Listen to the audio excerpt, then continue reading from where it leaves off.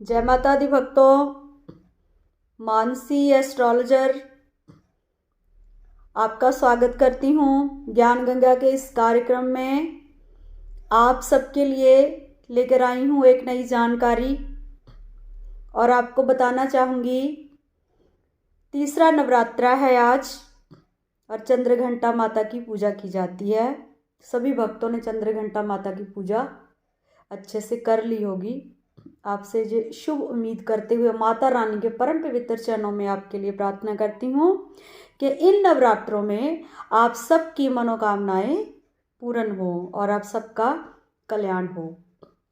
तो भक्तों, आज मैं आपके सामने एक ऐसा विषय लेकर आई हूँ जो कि हमारे जन्म जन्मांतरों तक हमारे लिए बहुत ही महत्व रखता है, क्योंकि हमारी जो देह है, जो आत्मा जब हमारी देह को धारण करती है तो जो हमारे कर्म हैं वो बहुत से पूर्व जन्मों के कर्म जो हमारे साथ चलते हैं।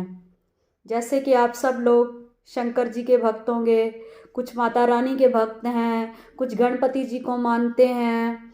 तो भक्तों, जो इस जन्म में ही आपने जो पूजा पाठ या मंत्र स्तोत्र नहीं करते, आप पहले भी करते थे। जो आपके पहले के कर्म हैं वो आपके साथ चल रहे हैं इस जन्म में भी। तो संस्कार आप पूर्व जन्म से भी लेकर आते हो और वही संस्कार जो आपके साथ चलते हैं। तो भक्तों, बात करूंगी जन्म कुंडली की।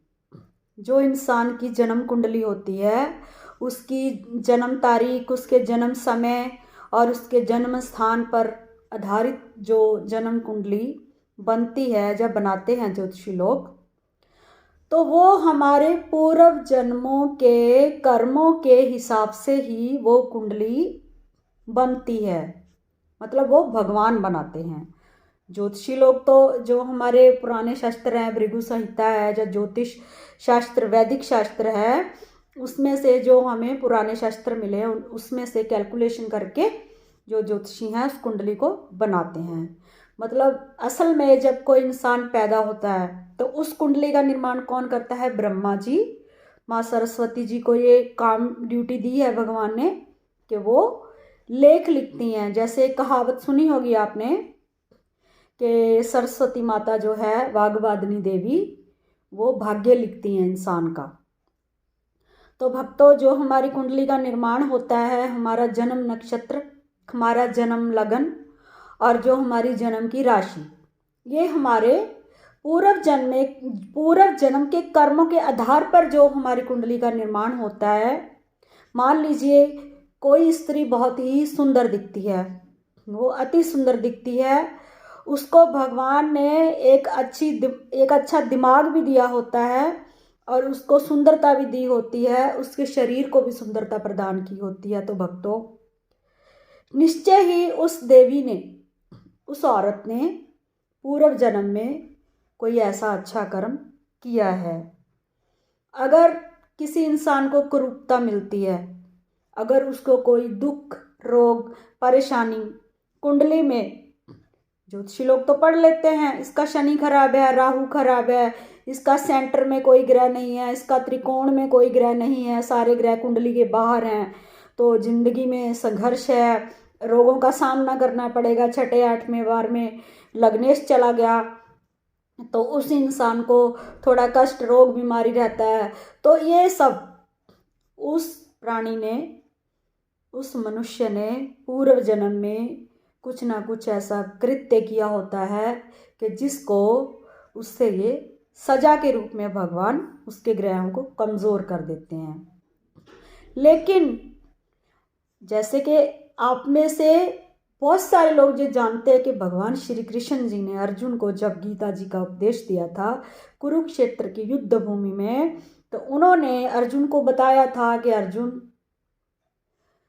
इंसान को कोई अधिकार नहीं है कि वो किसी को सजा दे या किसी को खुद मारे या वो किसी का भाग्य निर्धारित करने वाला प्राणी। जैसे कोई कहता है ना कि मैंने इसको पढ़ाया है या मैंने इसको अन्न दिया खाने के लिए, तो वो इंसान जो उसको खाने के लिए देता है अन्न, या किसी को हम विद्या दान देते हैं, तो भक्तों देने वाले हम नहीं हैं, हम तो आधार मात्र हैं। वो सब भगवान की इच्छा से ही होता है, वो सब भगवान निर्धारित करते हैं। तो जो हम उपाय बताते हैं आपको ज्योतिष में, वो उपाय किस लिए बताते हैं? क्योंकि जब आप वो उपाय करते हो, अच्छा कर्म करते हो, तो जो आपका कर्म है, आपके कर्म के हिसाब से आपकी कुंडली के ग्रह भी बदलना शुरू हो जाते हैं। वो आपको, अगर वो बुरे भाव में बैठे हैं, अगर वो रोग स्थान में बैठे हैं, शत्रु के स्थान में बैठे हैं, जब आप वो ज्योतिष के मुताबिक वो उपाय करते हो, तो जो आपके ग्रह हैं वो अपना स्वभाव चेंज करना शुरू कर देते हैं आपके कर्मों के आधार पर। तो इतना ही आज मैं आपको बताते हुए आपसे विदा लेती हूँ। उम्मीद करती हूँ आप सबको ये बातें पसंद आई होंगी। तो इतना कहते हुए भक्तों, अपने कर्मों को देखती हूँ मैं, क्योंकि किसी दूसरे को हम क्या बोलें कि वो गलत है, वो प्राणी सही है।